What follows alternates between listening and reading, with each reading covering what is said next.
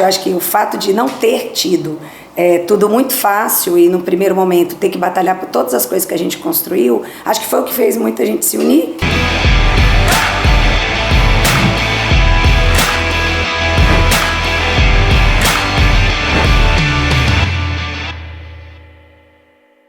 Sejam bem-vindas, bem-vindos a mais um episódio e agora a gente começa a entrar na jornada. Hoje, o objetivo do episódio é contar um pouquinho quem somos nós, né? Quem é Kátia, quem é Jaciara na fila do pão. E aí, Jaciara, já te toca a bola. Conta pra gente, Jaci, um pouquinho da sua vida, da sua história, para que quem não nos conhece passa a conhecer e quem já conhece passa a conhecer um pouquinho mais, que tem algumas coisinhas que nem todo mundo sabe. E aí, que medo das perguntas que você vai me fazer.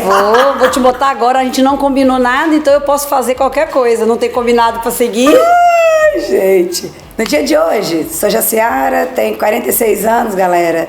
46 anos, não tão bem vividos ainda, porque eu ainda tenho muito pela frente pra viver. Casei cedo, não façam isso, pelo menos a minha opinião. Hoje eu não casaria tão cedo, mas deu para curtir a vida um pouco. Sou mãe de um menino de 15 anos, do João. Sou psicóloga, embora ninguém acredite nisso às vezes. É, porque de psicóloga não tem nada.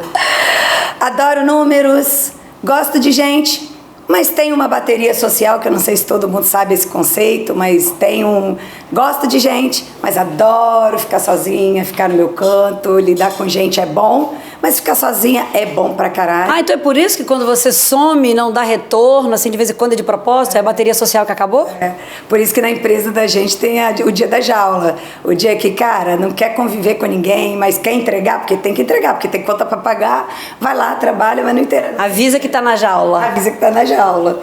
Sou filha de uma família de funcionários públicos, acho que é a primeira pessoa que não serviu a vida. Filha do meio, do segundo casamento da minha mãe. Que mais?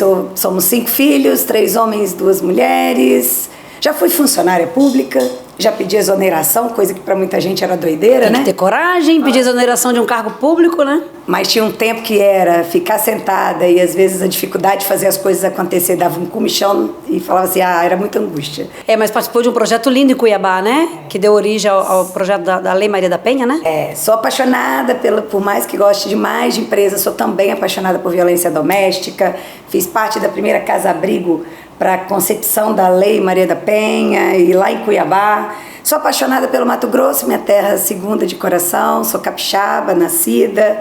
Que mais? Que mais? Que mais? Fala de você. Eu tenho uns podres aqui para te contar. Adoro tomar uma, gosto do vinho, ao uísque, à cachaça, não dou certo com vodka, não sei cozinhar, mas sei comer bem, adoro um torresmo, não gosto de ser fitness, porque eu só malho para comer e para beber. O que mais? Acho que é isso, basicamente. Não, tem coisa aí. Você se tornou uma mulher forte, que aí eu particularmente conheço. Eu acho que tem histórias aí que eu acho que é legal compartilhar. A sua história de ter crescido e vivenciado, vendo sua mãe dando faxina. Sou filha de uma mulher que era funcionária pública e, como quase muitos dos funcionários, de alguns funcionários públicos, bem desafiadora a vida, dava faxina na casa dos outros para complementar a renda, já que tinha 3 filhos para cuidar a vida de um casamento que tinha tomado um belo chifre do meu digníssimo pai e tinha 3 filhos para criar. Então, trabalhou muito. Tenho muito como exemplo uma mulher que sabe que trabalhar era a forma dela conquistar as coisas. Eu acho que por isso que hoje eu não tenho, para mim, tudo que eu tenho é fruto de trabalho, é fruto de ralar, é fruto de correr atrás.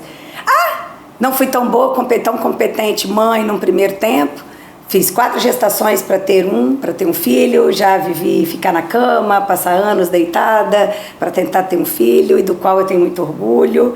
E sou, na verdade, uma teimosa, tipo você. E você? Quem é Kátia? Nossa, pergunta complexa. Eu não sei nem por onde começar, porque quem eu fui, quem eu sou e quem eu tô sendo, a gente está sempre tentando trabalhar uma versão, intencionalmente ou às vezes até ocasionalmente, né? E eu também sou casada, diferente da Jaciara, também casei cedo, mas recomendo casar. Mesmo quando eu brigo com o marido, falo que eu vou largar ele, mas já vai fazer 27 anos. Tenho 3 filhos, Vitor, Mariana e Arthur, exatamente na ordem cronológica.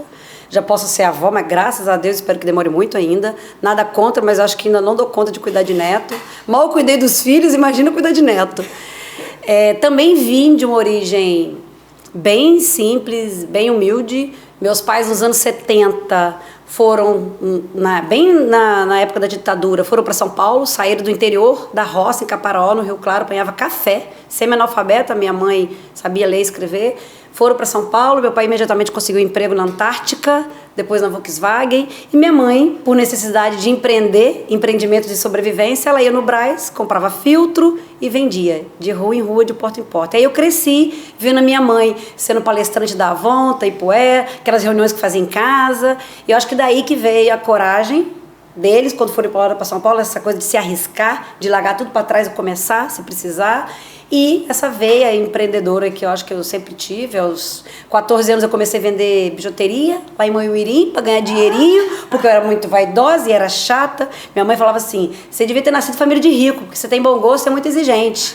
E aí, como eu não tinha dinheiro, eu tinha que me virar. Como eu não quis vender o corpinho, que também nada contra, não tinha corpinho bonitinho para vender, eu fui fazer venda de bijuteria e fui vendendo, e aprendendo a vender, e aprendendo a fazer história. E antes de fazer 18 anos eu parei o segundo grau, engravidei, casei. Meu marido brinca que eu casei obrigada, foi eu que fui obrigada a casar. Porque você pediu ele em casamento?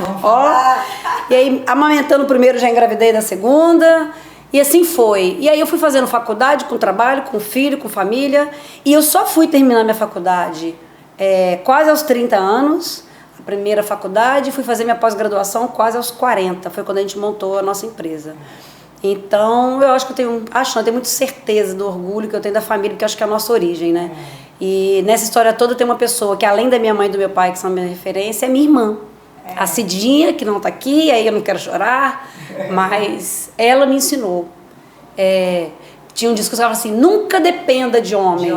Mas eu acho que não é depender de homem, é não ter que depender de ninguém. E não tem problema se você depender de ajuda, de conselho, de ajuda física, mas ter a sua independência para poder escolher para onde você quer ir, como você quer ir e a hora que você quer ir, não tem preço. Qualidade de vida para mim é isso. Poder decidir e escolher o que você quer, quando e como. Minha mãe falava isso, falava assim, olha, se você depender de alguém, a escolha sempre vai estar na mão do outro. E se você puder fazer de tudo, e todo trabalho é digno para te fazer ter aquilo que ninguém pode te dar, que é a liberdade de poder escolher. Como as pessoas falam, dinheiro não paga, não traz amor, não faz... Mas, cara, chorar sem dinheiro, quem já chorou nessa vida sem dinheiro, sabe a merda que é. Então, assim, por vezes, como no meu caso, uma vez, quando o primeiro chifre que tomei na vida, pelo menos um dinheiro para comprar uma cerveja, para tomar uma, foi importante para sair com as amigas, para por vezes... E assim, brincadeiras à parte, eu acho que o fato de não ter tido tudo muito fácil e no primeiro momento ter que batalhar por todas as coisas que a gente construiu, acho que foi o que fez muita gente se unir, porque nada foi fácil. Ao longo dos anos, depois que a gente decidiu construir as empresas, quando a gente se conheceu, a gente já passou por muito perrengue, já ficamos sem salário, já ficamos sem muita coisa. Tivemos doenças, perdas, já ficamos doentes, já ficamos perdas, já fomos roubados, a toda nesta vida, gente. Mas eu acho que o fato da gente entender que o dinheiro nos traria, e não estou falando de muito, né, nos traria minimamente condições de mudar a nossa condição de vida, né, de ter as escolhas, de poder fazer algumas escolhas que a gente quisesse e de propiciar algumas coisas que talvez nenhum de nós teria ideia do que a gente teria alcançado se não fosse também fruto do nosso trabalho, de poder propiciar as famílias, as nossas mães, os nossos pais. E eu acho que é aqui que vocês vão vivenciar com os nossos encontros cada vez mais, porque que às vezes a gente é tão dura, se posiciona, não aceita não como desculpa, não aceita vitimismo, não aceita choradeira, não porque isso não tem o seu lugar, pode até ter, mas acho que a gente não teve tempo para reclamar, para chorar, e a gente precisou, porque no dia seguinte a gente não tinha de onde tirar. Eu acho que não tinha e não queria. Eu acho que quando a Jaciara passou pelo episódio que ela trouxe, né, o chifre que ela levou, eu acho que a saúde dela emocional de poder falar, não quero uma relação dessa para mim, não tem tudo bem. Quem aceita a relação que quiser, vive com o que quiser. Mas estar em qualquer relação, seja profissional, amorosa, familiar, por dependência, é muito cruel, porque isso é uma doença. Isso adoece a gente. Eu acho que a escolha de poder estar numa relação, seja lá qual for, inclusive trabalho, nenhuma, estando bem consigo mesmo, que é bom pra caramba.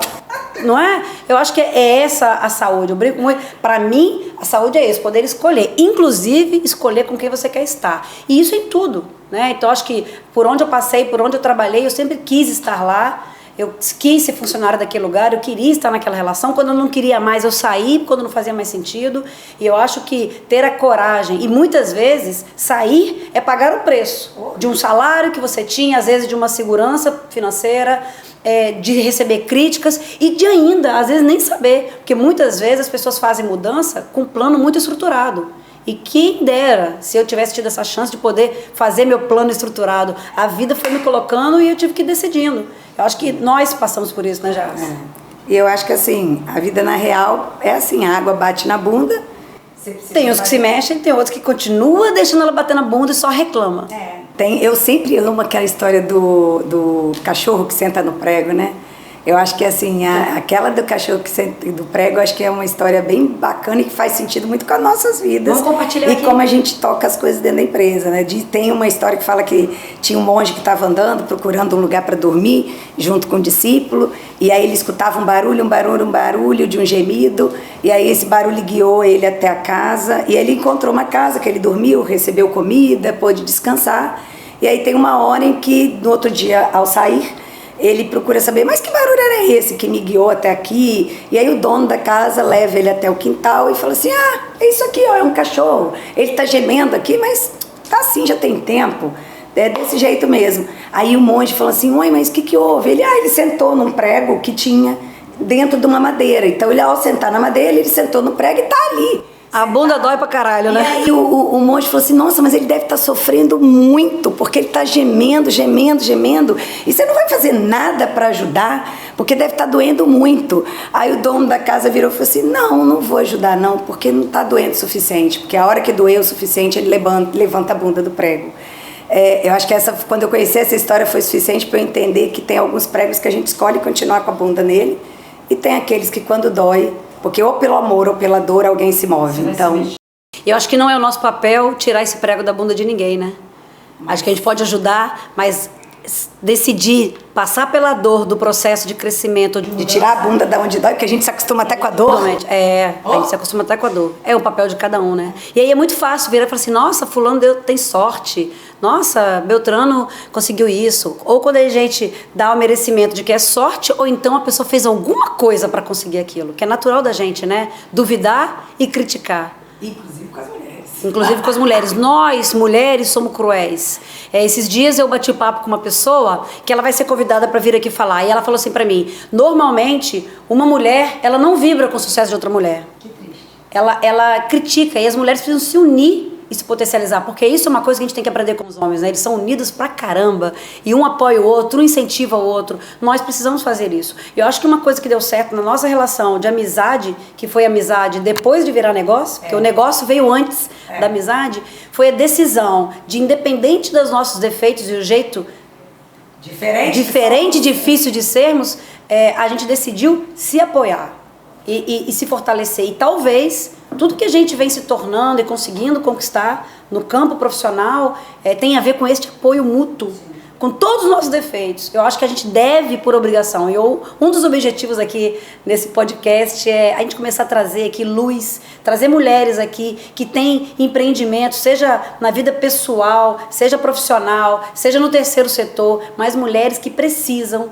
ter essa oportunidade e do nosso apoio. E de todos que estão nos vendo e ouvindo.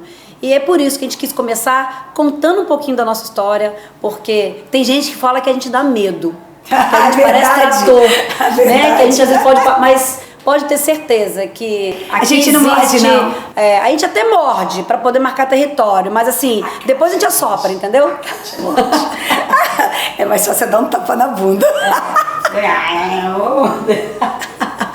Então, acho que vamos para a próxima? Vamos dar um tchauzão para o pessoal. Que vocês tenham curtido esse momento com a gente. E até a próxima. E ó, na real. Beijos, na real.